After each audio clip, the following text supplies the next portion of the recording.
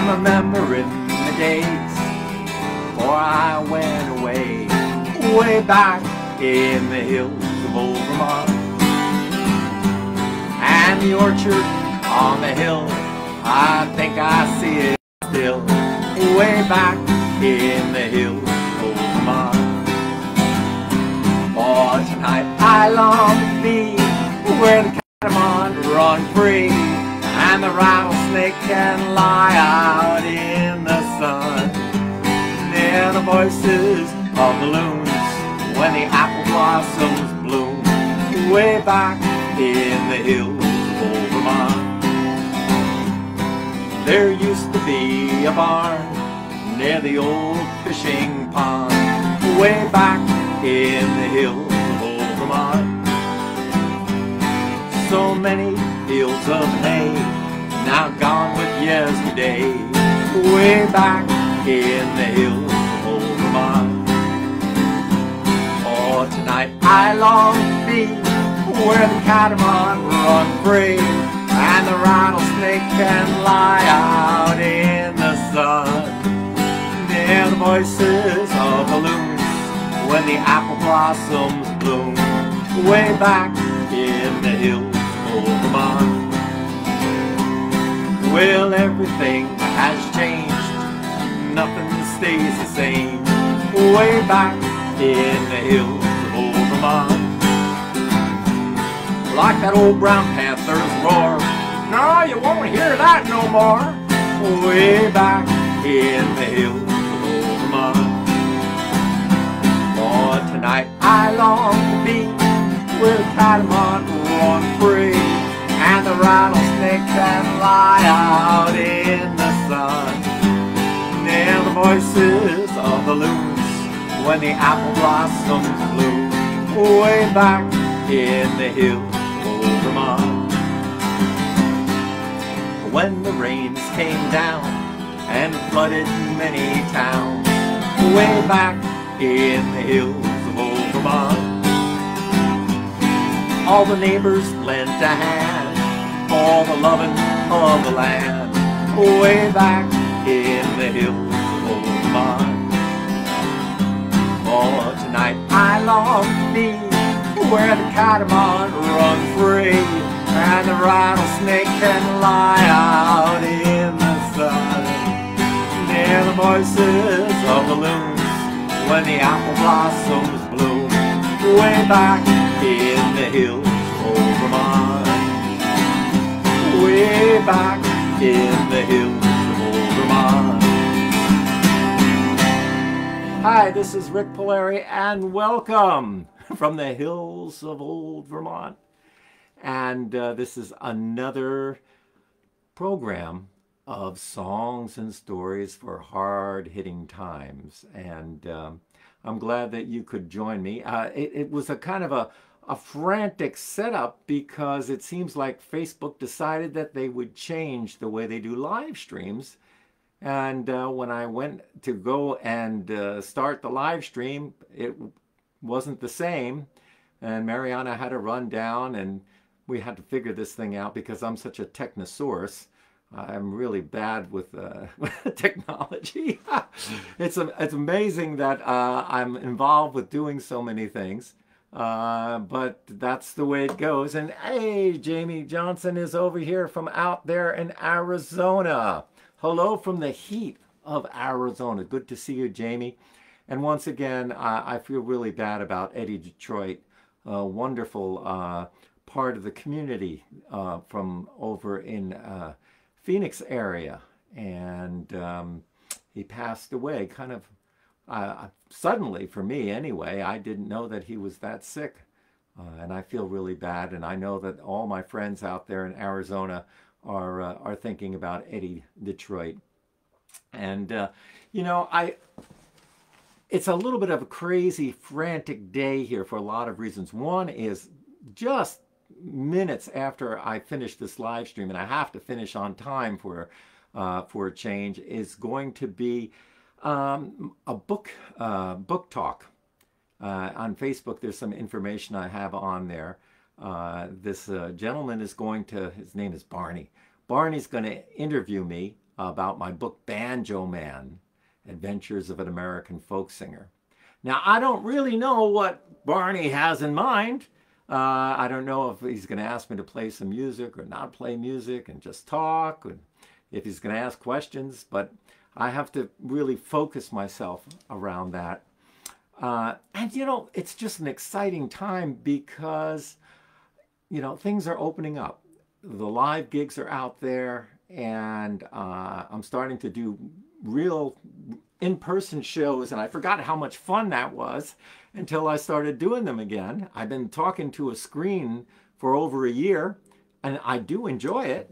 You know, I've met a lot of great friends during this time period, and but it's kind of fun to actually be performing for, you know, people sitting in chairs, and they kind of applaud and do things like that. So I'm looking forward to doing that. And, you know, I thought today that I would play some old songs. Maybe I've sang before. You know, one of the things about, you know, if you're a songwriter, you end up singing some of the same songs that you've done before. I might do it in a little different way with the red Gretsch over here, and see if I can figure out what I did with the...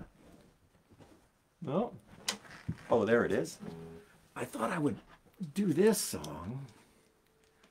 Oh, man. I wish I was like a fantastic harmonica player like Kokomo Kid, you know, play all those blues, but I'm not that fancy, you know.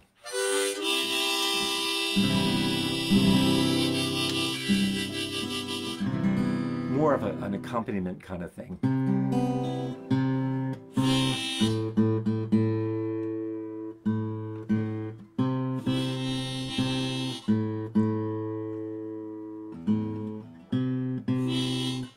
Wait.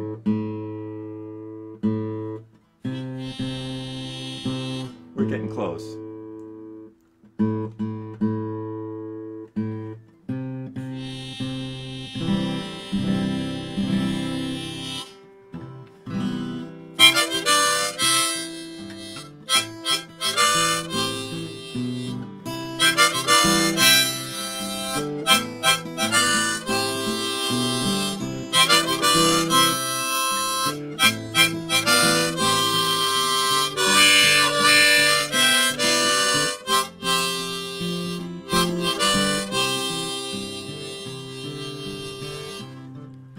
This is one of the first songs that I wrote years ago when I was living with a bunch of craft workers. My first wife, Claudia, was a leather worker, and we were living with a whole bunch of different, we had silversmiths and toy makers and all kinds of people living together. And that's when I wrote this song, and I called it Last of the Gypsies. And what was fun about it is that at the time I was just using that sort of as a kind of image of a free spirit out there making things and hitting the road. Many years later, I was camped out in my camper outside of Coffeyville, Kansas, and I came into this little rest area where I was camped. And there was, you guessed it, a caravan, a gypsy caravan with horses and wagons and donkeys. And I went over and talked with them, and we played some music together, and they were selling crafts. And it was like this song actually came to life, every word. It was interesting.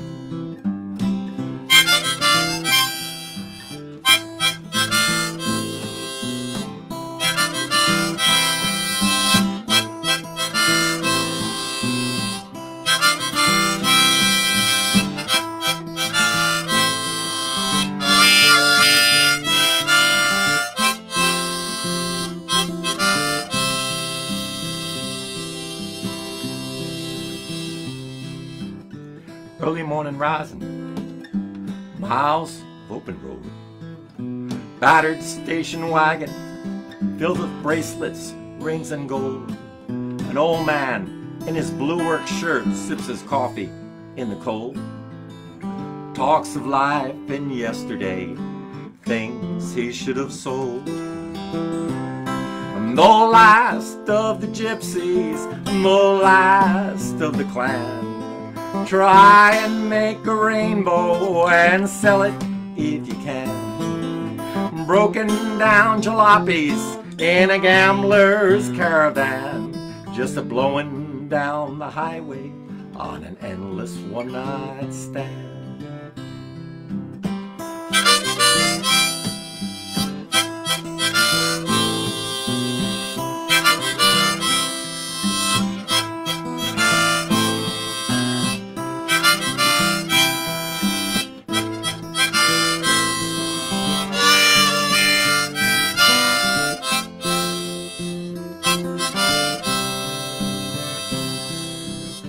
Hands made of callus, her fingers stained with dye, a flowing wisp of golden hair silhouettes the sky, looking for tomorrow with a fire in her eyes, carving out a living from a leather piece of hide.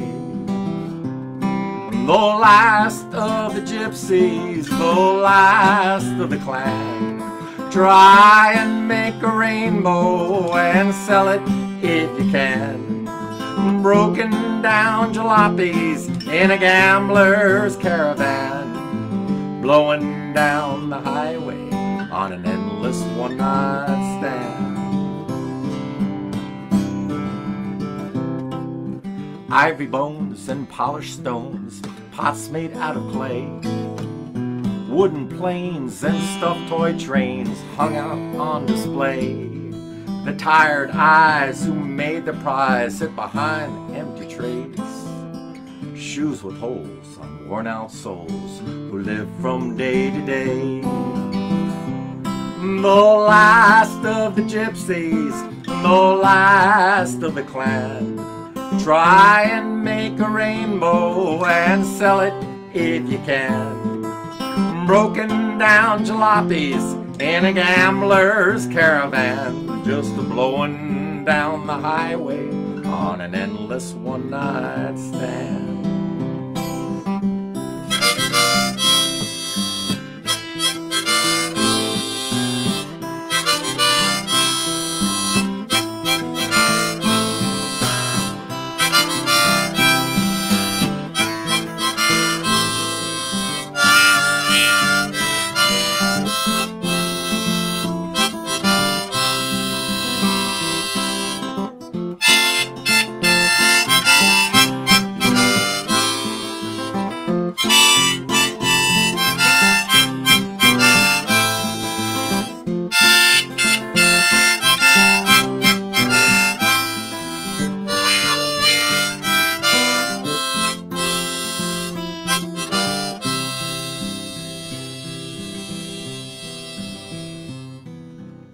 Now the show is over.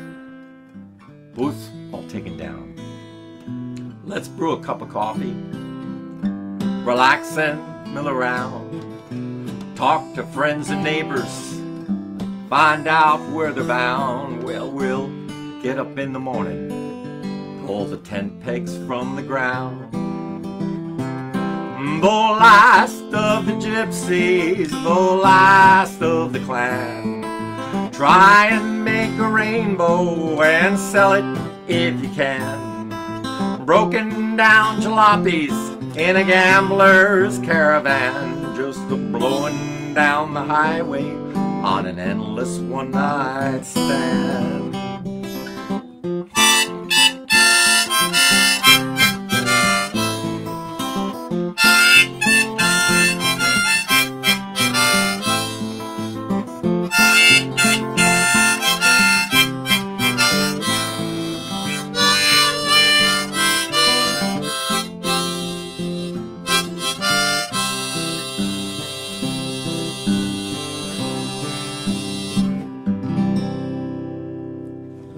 The gypsies. I'm hoping this is working out. Steve down there in Australia is saying that the feed keeps dropping out. Listening from Oregon. Hey, Al is here. He's late, but he's here. That's cool. And you know, I thought that I would do something else here because it was just Father's Day. It was just Father's Day that I would read you this little thing from my book. And I don't know, I can't remember. Let me just bring this up here because I feel crowded. I don't remember if I read this to you already. So if I did, forgive me. I mean, that's one of the things about we performers is that we can kind of tell the same stories over and over. But this is a kind of a special thing. It's called My Father and the Professor. My first mentor was an extraordinary fellow. He had been to every country in the world, went on safaris in the jungles of Africa, flown over Europe in hot air balloons, traveled everywhere by train, plane, and truck, and best of all, he took me along for the ride. That is what I told my worried parents. Yes, me and the professor were best of friends and shared in many wild, hair-raising adventures. The only problem was the noted professor I spoke so fondly of only lived in my head. He was my imaginary friend. Looking back, I can understand now that growing up as an only child for 11 years left me feeling that I was living in loneliness. I spent most of my time daydreaming and wishing to live the kind of life that was only hidden in my overactive subconscious. But there was another problem. My parents were having marital disputes, and often I became the victim of their hostilities. My father was raised in an abusive relationship with his father, who beat him and humiliated him. He was also hiding a secret. He was dyslexic and had difficulty in school. He lived his life as much as he could while hiding the fact that he could not read. As my mother was originally from Poland and came to America at a young age, she too did not have an interest in books. That was the reason why there were very few books in our house while I was growing up. I, on the other hand, loved to read and would read anything I could get my hands on. I was excited to get my own set of the Golden Book Encyclopedia.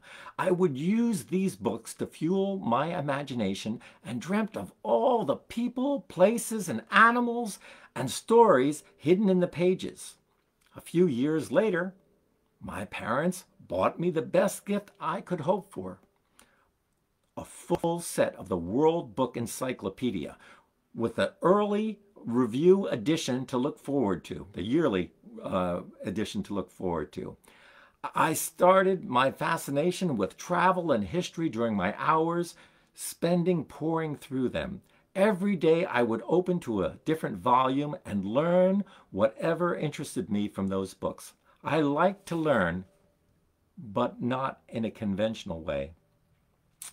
You might think that I was a good student from all of the interest in books, but that was far from the truth. The way the education was presented to me did not work at all. Sad to say, I was a poor student with little hope or ambition in classroom learning. My teachers and parents had given up on me. They thought that I was a failure, and I did too. But I had not found my mentors yet, so I had no real role models to emulate. But this story does have a happy ending. Through the years, I found many mentors to learn from who helped to shape my life.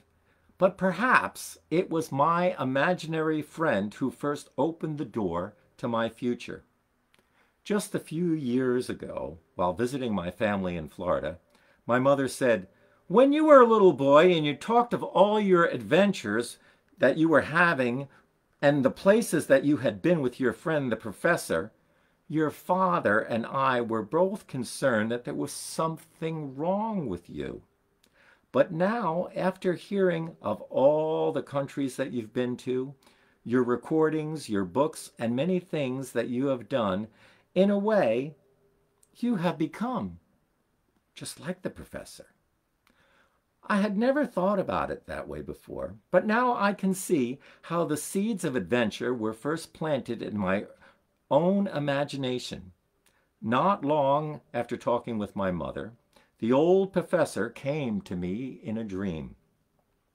It was as if all this time he was asleep and just reawakened.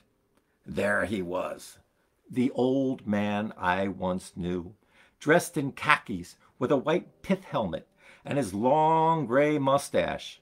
In my dream, he told me how proud he was of me and all of my traveling adventures. He was happy to see that I had discovered that in order to live an interesting life, that you have to put the magic in it. Seeing the professor was a reminder that the magic of creativity was inside me from the time I was a young boy. It took the gift of music to help me find that out. But once I did, my entire life began to shift and change. And, you know, the thing is, Father's Day is a hard time for a lot of people out there. I mean, it's really great if you had a loving father and he did all of these wonderful things with you, then you have all these wonderful things to think about. If you had a rough childhood, it's not so. My brother called me the other night, and I could tell that he was feeling that same feeling. He's the youngest of the family. And you know, I said, "Dave, it's true that Dad didn't do a lot of the things that we wish that he had done. But there were other people, there were other men who stepped in, and they took you fishing, and they took you to the ball game. They did different things that helped you grow.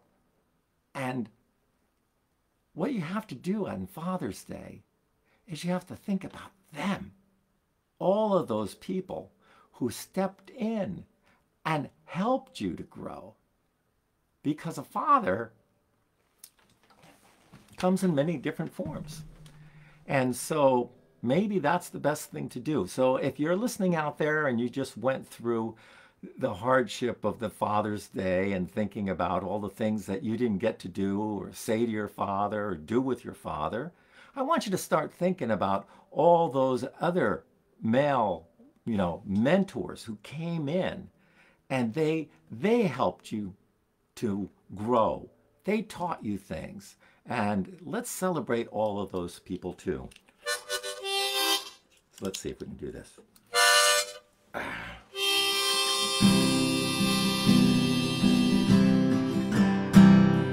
My father and me would never agree, fussing and fighting since the day I was 3. A giant of steel who just couldn't feel how to show his son his love. Now the hardest thing for a father to do isn't swinging an axe or work the day through. So open your heart, you got nothing to lose, and show your son your love. The autumn winds blew as a young child grew, and he cursed at a man that he never knew. While doing the chores, he cursed him with scorn. He never gave his father his love. Now the hardest thing for a father to do isn't swing an axe or work the night through. So open your heart, you got nothing to lose, and show your son your love.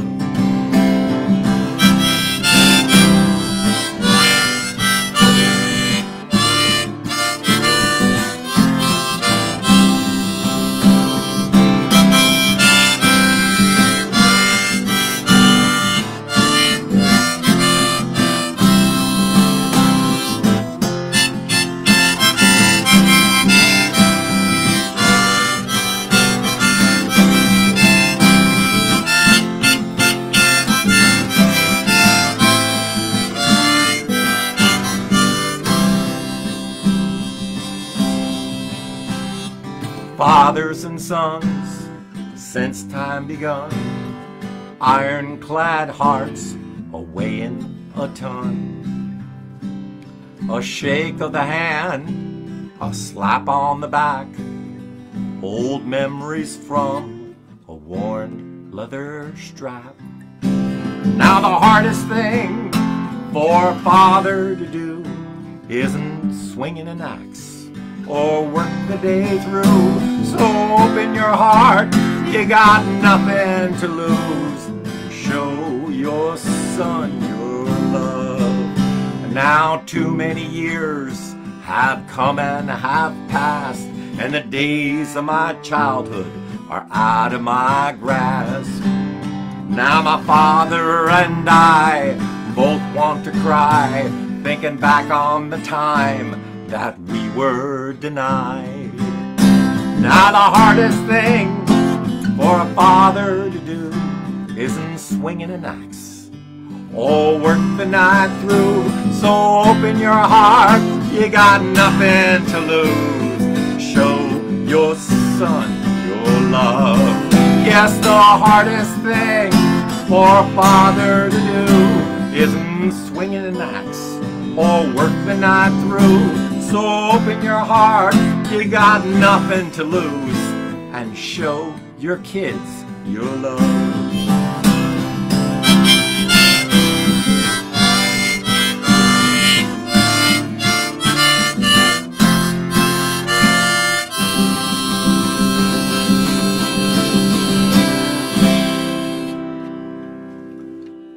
So that's my message. Remember all of those people. Remember all those people who stepped in, whether you're a woman or you're a man. Think of those helpers that came to you and gave you the tools that you needed in life.